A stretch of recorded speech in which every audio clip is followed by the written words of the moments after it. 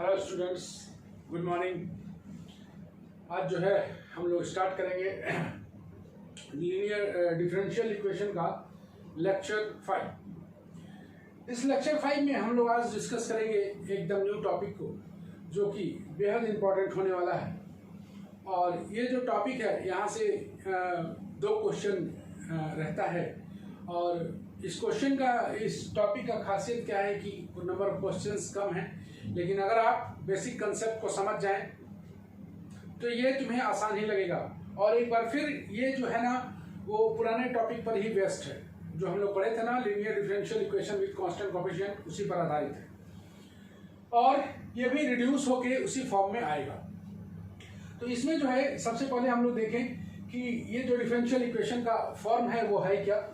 Linear differential equation of the second order with variable coefficient, ये हो गया topic का नाम। एक बार फिर देखें आप लोग, linear differential equation of the second order with variable coefficient, ये हो गया टॉपिक। हर एक डिफरेंशियल इक्वेशन का फॉर्म होता है, तो यहाँ भी डिफरेंशियल इक्वेशन का फॉर्म है। और द जनरल फॉर्म जो इसका आएगा, d2y/dx2 plus p dy/dx plus qy बराबर r। इसे आप हमेशा रिमेंबर करके रखें, d2y/dx2 plus p dy/dx plus qy बराबर r। एक बार फिर रिपीट कराता हूँ, d2y/dx2 plus p dy/dx plus qy बराबर r। इस डिफरेंशियल इक्वेशन को सॉल्व करना है हमें, जहां पर बताएंगे हम लोग कि यहाँ पर p q r है क्या। ये p q r function of x कहलाएगा। ये फंक्शन ऑफ x कुछ भी हो सकता है, ओके है फॉर्म में, general form to be remembered. इसके तीन मेथड्स हैं सॉल्व करने के, बेसिकली चार होते हैं, लेकिन हम अभी तीन ही डिस्कस कर रहे हैं। पहला है by the change of independent variable, जो कि दिखाई दे रहा है तुम्हें, ये by the change of independent variable. Variation of parameter दूसरा टॉपिक है। और तीसरा टॉपिक आएगा रिमूविंग द फर्स्ट डेरिवेटिव। इसमें से ये दोनों पढ़ना है और इसका हल्का सा इंट्रोडक्शन पढ़ना है। By the change of independent variable और वेरिएशन ऑफ पैरामीटर, यही दोनों हम लोग स्टडी करेंगे। तो हम लोग देखते हैं कि चेंज ऑफ इंडिपेंडेंट वेरिएबल है क्या। चेंज ऑफ इंडिपेंडेंट वेरिएबल में जो भी फॉर्मेट है, जो भी तुम्हें फॉर्म दिखाई दे रहा है, इसको सॉल्व करने का मेथड यही है, फॉर्म यही होने वाला है, ओके। तो हम लोग देखें कि इस फॉर्म को हम लोग इसका मेथड क्या है सॉल्व करने का। इस मेथड को अगर हम लोग बढ़िया से सीख जाएं तो इसका सवाल भी बहुत अच्छी तरह बना पाएंगे। तो सीधा सा बात है कि इसे हम लोग सीखने का प्रयास करते हैं, इसका मेथड्स को, इसका मेथड कैसे सॉल्व किया जाता है। d2y/dx2 plus p dy/dx plus qy बराबर r, जहां पर p q r function of x है। यहां पर बताया गया है कि by the change of independent variable, मतलब इंडिपेंडेंट वेरिएबल को चेंज करना है। इंडिपेंडेंट वेरिएबल को चेंज करने का मतलब है कि z बराबर fx हम लोग लेते हैं, तो यही इंडिपेंडेंट वेरिएबल चेंज होगा, मतलब ये x चेंज होगा। ऑब्वियसली यहाँ पर इंडिपेंडेंट वेरिएबल x है, डिपेंडेंट वेरिएबल z है, तो हम लोग को चेंज करना है किसको, इस x को। इस x को चेंज करने के लिए हम लोग z बराबर fx माने। ऑब्वियसली उसी के कॉरेस्पॉन्डिंग d2y/dx2 भी चेंज होगा, तो हम लोग इसको dy/dx को अगर लिख सकें तो dy/dz इंटू dz/dx लिख पाएंगे। Okay students, no problem. देखो अच्छा से, dy/dz इंटू dz/dx आ गया, जिसको हम लोग लिख पाएंगे। d2y/dx2 अगर निकालनी है, चूंकि यहाँ पर इसको चेंज कर रहे हैं तो इसको भी चेंज करना पड़ेगा। d2y/dx2 को चेंज करने के लिए हम लोग क्या करते हैं कि इसको डिफरेंशिएट करते हैं with respect to x। With respect to x differentiate करोगे तो इसको हम लोग छोड़ते हैं। देखो, इसको dz/dx को डिफरेंशिएट करोगे तो कितना आएगा, d2z/dx2। अब इसको छोड़ेंगे और इसको डिफरेंशिएट करेंगे। दिखाई दे रहा है तुम्हें? एक बार फिर देखो बढ़िया से, इसको देखना बहुत जरूरी है। dy/dx को विथ रिस्पेक्ट टू x करेंगे तो d2y/dx2 आएगा। dy/dz को हम लोग छोड़ेंगे, u इंटू v में ब्रेक कर रहे हैं इसे। dy/dz को छोड़ेंगे, इसको डिफरेंशिएट करेंगे, फिर इसको छोड़ेंगे, इसको डिफरेंशिएट करेंगे dy/dx। ओके, ये अपनी जगह पर इसको डिफरेंशिएट करना है तो dz/dx इसको डिफरेंशिएट करेंगे तो ये कितना आएगा, d2y/dz2 into dz/dx। No problem. यहाँ से इसे थोड़ा सा हल्का सा इसको सिंप्लीफाई कर लिया, dz/dx का होल स्क्वायर। यहाँ तक अगर कोई दिक्कत है तो बोलो तुम लोग, एनी प्रॉब्लम? देख के अच्छा से समझ के देखो, कोई दिक्कत आ रहा है क्या?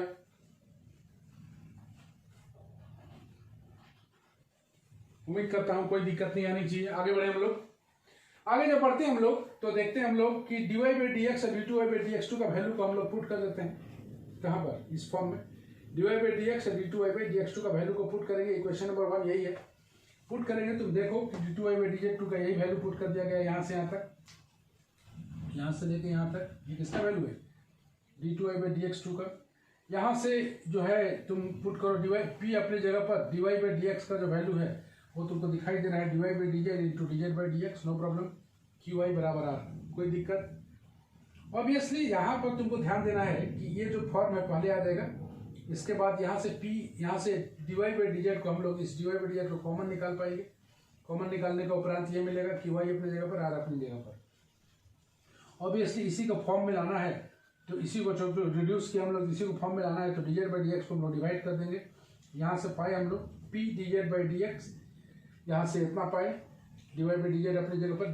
ध्यान रखना है कि इसी टाइप का दिखना चाहिए, सिर्फ x के जगह पर z रहना चाहिए। तुमको दिखाई दे रहा है, इसके कॉरेस्पॉन्डिंग ये दिखाई दे रहा है, इसके कॉरेस्पॉन्डिंग ये दिखाई दे रहा है, ये दिखाई दे रहा है, इसके कॉरेस्पॉन्डिंग y अपनी जगह पर, ये r इसके अपनी जगह पर। इसका नाम दे देते हैं हम लोग p1, इसका नाम दे देते हैं हम लोग q1, इसका नाम दे देते हैं हम लोग r1। Any problem? इसका नाम दे देते हैं हम लोग p1, इसका नाम दे देते हैं हम लोग q1, इसका नाम दे देते हैं हम लोग r1। तुम देखो इसी मेथड को बहुत बढ़िया समझना है। तो हम लोग z बराबर fx लिए, उसके कॉरेस्पॉन्डिंग dy/dx d2y/dx2 निकाल के इसमें पुट कर दिया, और ये जो फॉर्म आया ना उसी को इसी फॉर्म में ले आए हम लोग। Any problem?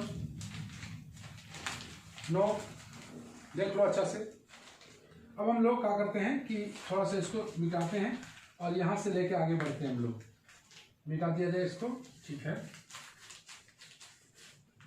यहाँ से इसको मिटा दिया जाए। यहाँ पर हम लोग का जो है ना, ये जो P1 है जो मैं दिखाई दे रहा होगा, P1, यहाँ पर देखें हम लोग कि P1 बराबर जो है वो है p dz/dx प्लस d2z/dx2/dz/dx का होल स्क्वायर। ये मेरा P1। Q1 का वैल्यू देखते हैं कि q/dz/dx का होल स्क्वायर, और देखते हैं R1 का वैल्यू r/dz/dx का होल स्क्वायर। तब ये जो ट्रांसफॉर्म्ड फॉर्म है, ट्रांसफॉर्म्ड फॉर्म ये जो आया है, ये आया है d2y/dz2 plus p1dy/dz plus q1y बराबर r1। यहाँ पर बी केयरफुल, यहाँ पर ध्यान देने वाली बात क्या है कि बहुत अच्छी तरह से तुम्हें याद रखना है इस चीज़ को कि मेरे पास P1 का वैल्यू क्या है। तो जरा सा हम लोग याद रखने का कोशिश करें। सबसे पहले हम लोग दिमाग में रखते हैं P1 और Q1 और R1 का वैल्यू कैसे दिमाग में रखते हैं।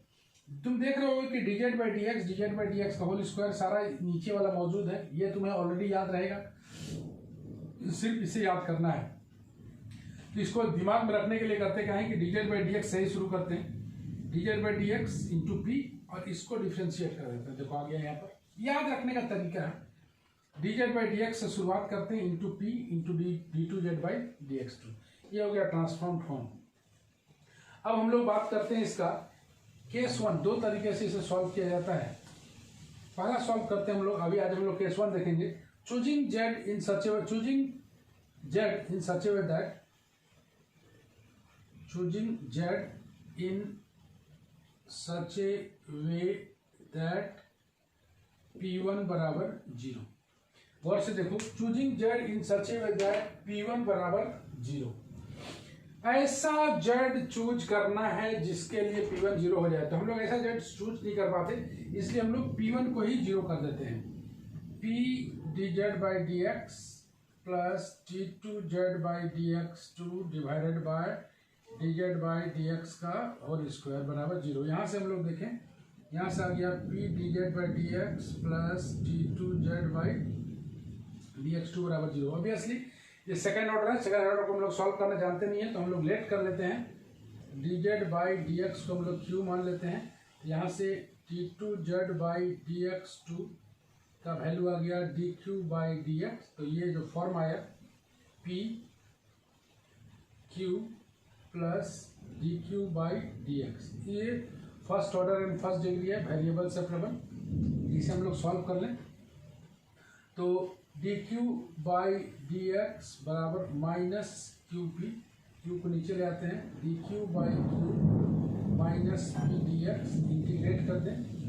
इंटीग्रेट करेंगे तो आएगा log Q minus P D x अपनी जगह पर, चूँकि पी क्या है नहीं पता तो इंटीग्रेट नहीं कर पाएंगे, यहाँ ई छिपा हुआ है तो क्यू बराबर आ जाएगा ई का power minus P D x. अब क्यू के जगह पर पुट कर दें हम लोग इंटीग्रेट बाई डी एक्स, चूँकि सॉल्व करने का तरीका है सेकंड ऑर्डर को और कुछ भी नहीं है।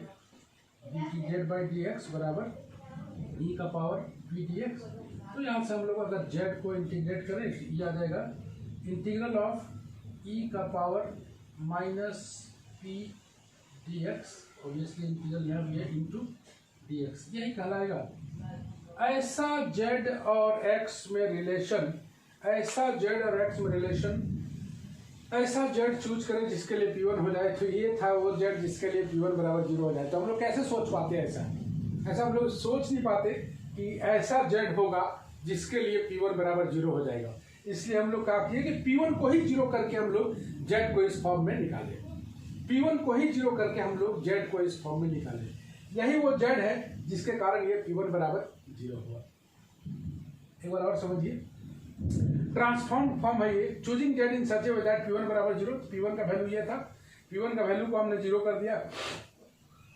चूंकि सेकंड ऑर्डर सॉल्व करना जानते नहीं थे, इसको फर्स्ट ऑर्डर में चेंज करने के लिए डी बाई डी एक्स को क्यू मान लिया, उसका corresponding D two Z by D X two का वैल्यू निकाल लिया और इसको वैल्यू पुट करने के बाद इसको सिंपली सॉल्व करके जेड और एक्स में रिलेशन निकाल लिया। यही वो जेड और एक्स में रिलेशन था जिसके कारण P1 बराबर 0 हुआ था।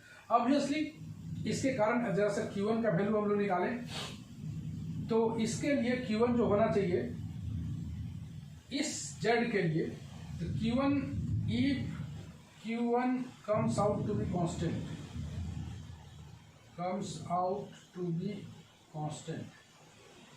अगर Q1 कांस्टेंट आता है देन इसको नंबर 2 बोलते हैं। The equation 2 can be reduced to d2y by dz2, ये तो 0 हो गया। Q1 कांस्टेंट है, Q1y बराबर R1। यही तुम्हारा जो फॉर्म है, ये कहलाता है, ये जो कहलाएगा linear differential equation with constant coefficient. क्योंकि Q1 क्या है, कांस्टेंट। आगे हम लोग देखेंगे कि Q1 अगर कांस्टेंट नहीं आता है तो क्या करेंगे, लेकिन तत्काल Q1 अगर कांस्टेंट आया तो हम लोग कैसे सॉल्व करेंगे। यहाँ से by using CF and PI, by using CF and PI we can solve the given differential equation। तो यही था हमारा जेड और एक्स में रिलेशन। इसके कारण अगर Q1 कांस्टेंट आता है तो ये जो फॉर्म आएगा, ये जो इक्वेशन ट्रांसफॉर्म फॉर्म है d2y by dz2 plus Q1y, ये तो Q1 का वैल्यू हम लोग निकाल लेंगे, यहाँ से R1 का वैल्यू निकाल लेंगे और पुट कर देंगे। ये जो आएगा linear differential equation with constant coefficient, और इसको हम लोग सॉल्व कर पाएंगे CF और PI की मदद से। नोटेड, उम्मीद करते हैं समझ में आया होगा पूरा अच्छा से।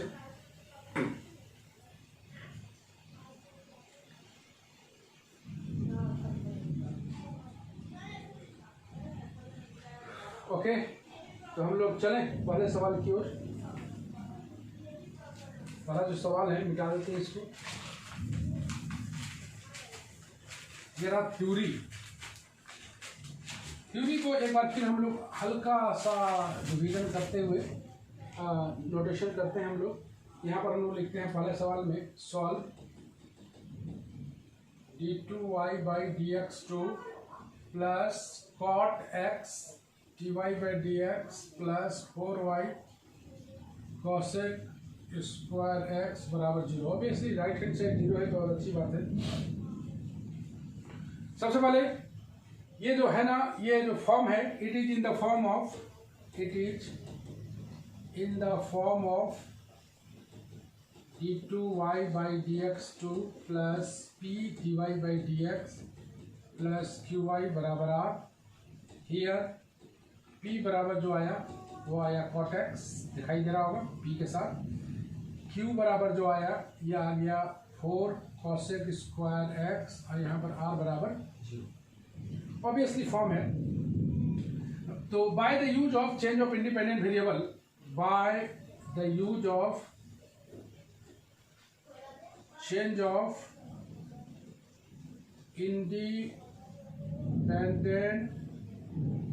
वेरिएबल, लेट z बराबर एफ एक्स, देन ऐसा z और x में रिलेशन, देन द ट्रांसफॉर्म्ड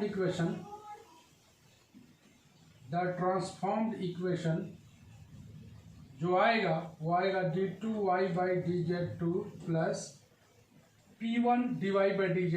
अभी तुरंत याद कराए थे हम, q1y बराबर r1, वेयर p1 बराबर याद रखना है dz बाई dx का होल स्क्वायर से शुरू करते हैं हम लोग, p dz by dx plus d2z by dx2।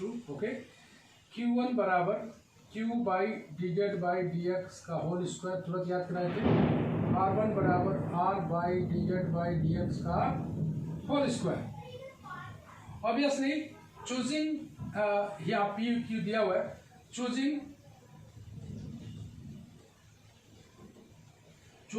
z in such a way that p1 बराबर 0, p1 बराबर 0 मतलब p dz by dx plus d2z by dx2 by dz by dx का होल स्क्वायर बराबर 0। यहाँ से आ गया p का मतलब cot x dz by dx d2z by dx2 बराबर कितना आ जाएगा 0, जो कि सॉल्व करने के लिए हम लोग dz बाई dx को मान लेते हैं, मतलब q। यहाँ से आ जाएगा d2z बाई dx2 बराबर d2 बाई dx। तो ये जो आया ये आ गया cot x into dz by dx के स्थान पर q, d2z by dx2 d2 by dx बराबर 0। यहाँ से हम लोग आ जा पाएंगे dq बाई dx बराबर minus q cot x dq। यहाँ से हम लोग इधर से आते हैं फिर वापस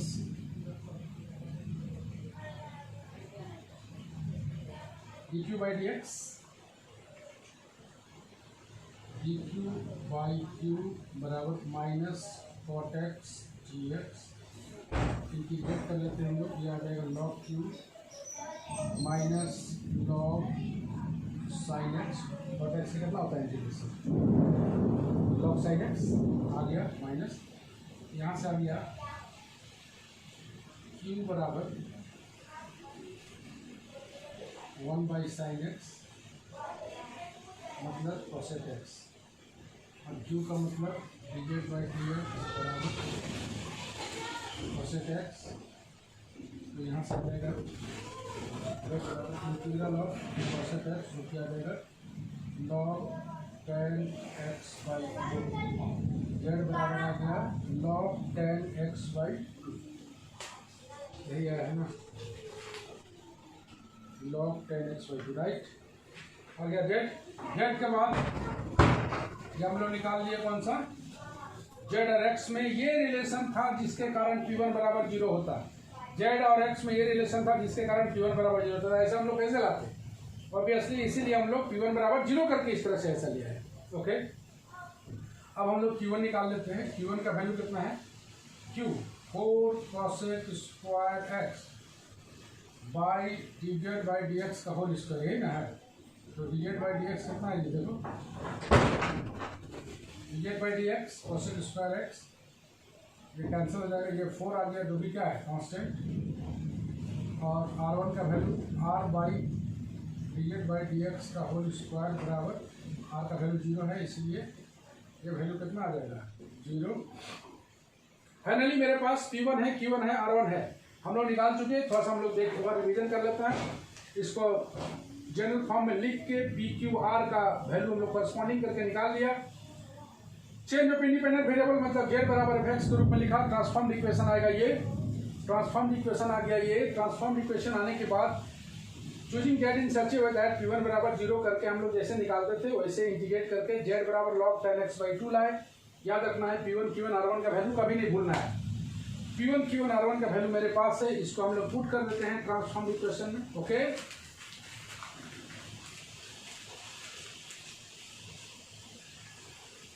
ट्रांसफॉर्म इक्वेशन में हम लोग पुट कर पाएंगे तो क्या आएगा d2y/dz2 प्लस P1 का वैल्यू 0 है, Q1 का वैल्यू 4 है, 4y और R1 कितना है 0।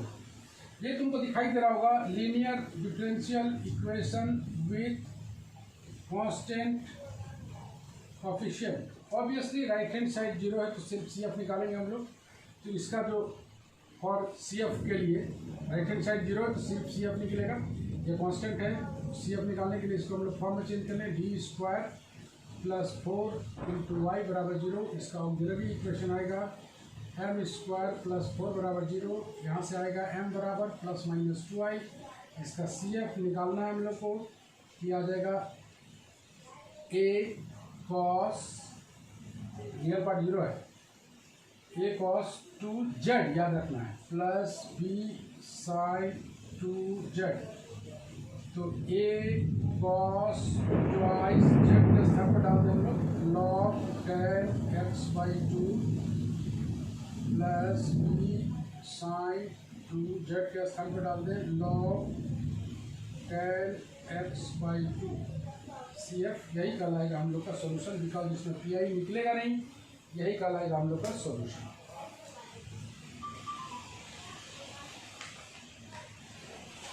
ओके, ये भी के कुछ भी लिख सकते हैं। तो यहाँ से हम लोग P1 Q1 R1 का वैल्यू निकाल के ट्रांसफॉर्म्ड इक्वेशन में पुट करेंगे और पुट करने के बाद जैसे कांस्टेंट कोफिशिएंट में बदलेगा CF और PI निकालेंगे। लेकिन याद रखेंगे कि Z के रूप में लिखना है, लास्ट में Z और X में जो रिलेशन था उसे पुट कर देना है। A और B के जगह C1 C2 भी यूज किया जा सकता है। क्योंकि राइट हैंड साइड यहाँ पर 0 है, हो सकता हो आने वाले क्वेश्चन में 0 ना रहे, इसके कारण हम लोग को हो सकता हो PI भी निकालना पड़े। तो मेरे पास CF और PI दोनों रहेगा, दोनों को जैसे हम लोग y लिखते थे CF प्लस PI उसी तरह से लिख पाएंगे। ओके, मेन मुद्दा यहाँ पर क्या है कि हम लोग अगर आए इस पूरे चैप्टर के दरमियान तो linear differential equation of second order में हम लोग देखें तो d2y/dx2 plus p/dy/dx plus qy बराबर r, ये मेरा जनरल फॉर्म जहां पर p q r function of x कहलाता था। यहाँ पर हम लोग बात करते हैं change of independent variable. Theory को रिवीजन करा रहा हूँ मैं, तो हम लोग देखें उसे कि अगर हम लोग देखें कि z बराबर fx लेते हैं, चैप्टर का ही नाम है change of independent variable, method का नाम है। तो चेंज ऑफ इंडिपेंडेंट वेरिएबल में हम लोग मेथड को चेंज करते हैं, इंडिपेंडेंट वेरिएबल को चेंज करते हैं, जिसके कॉरस्पॉन्डिंग dy/dx और d2y/dx2 को भी हम लोग चेंज किया करते हैं।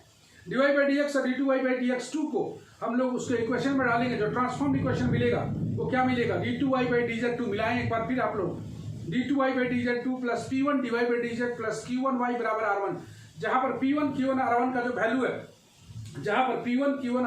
वैल्यू है, p1 का वैल्यू तुम जान रहे हो कि p dz/dx plus d2z/dx2 divided by dz/dx का होल स्क्वायर। q1 का जो वैल्यू था q/dz/dx का होल स्क्वायर और r1 का जो वैल्यू था r/dz/dx का होल स्क्वायर। ऑब्वियसली हम लोग जो निकालते हैं आगे, हम लोग आगे देखते हैं इसका जो मेथड था उसमें हम लोग choosing z in fx in such A way that p1 बराबर 0 करके z और x में हम लोग रिलेशन निकालते हैं। यही z और x का रिलेशन था जिसके कारण p1 बराबर 0 हुआ था। उसके कारण q1 कॉरस्पॉन्डिंग q1 और r1 निकालेंगे और उसे ट्रांसफॉर्म इक्वेशन में पुट करेंगे। ये जो आएगा linear differential equation with constant coefficient में आएगा और इसको जैसे CF और PI में हम लोग CF और PI निकाला करते थे उसी तरह निकालेंगे। अगर राइट हैंड साइड में 0 है तो सिर्फ CF का जरूरत है, और राइट हैंड साइड में अगर फंक्शन ऑफ x है तो हम लोग PI भी निकालेंगे। यही था मेरा पहला क्वेश्चन, जिसको हम लोग तुम लोग को सेंड भी कर देंगे क्वेश्चन। तुम लोग को एक क्वेश्चन बनाना है, एक मात्र क्वेश्चन बनाना है, जो कि नंबर 2 है, पेज नंबर 253 में हम लिख दे रहे हैं। सॉल्व होम टास्क में solve d2y/dx2 minus 1/x dy/dx 4x² y बराबर x का पावर 4।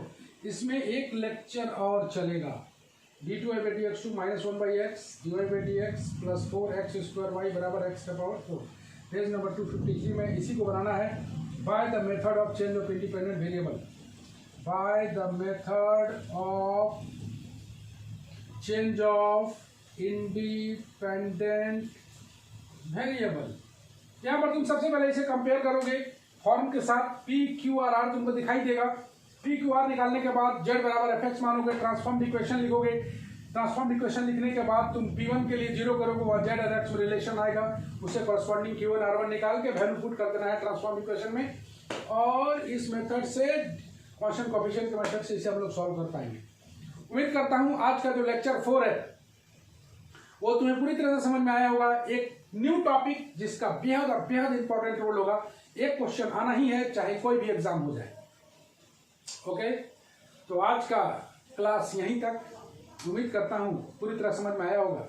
एक बार फिर मिलेंगे हम लोग अगले क्लास में और इसका 1-2 सवाल और देखेंगे, उसके बाद इस चैप्टर को फिनिश करेंगे। उम्मीद करते हैं तुम लोग सेफ रहोगे, घर में ही रह के पढ़ाई करें लॉकडाउन 2। Bye bye.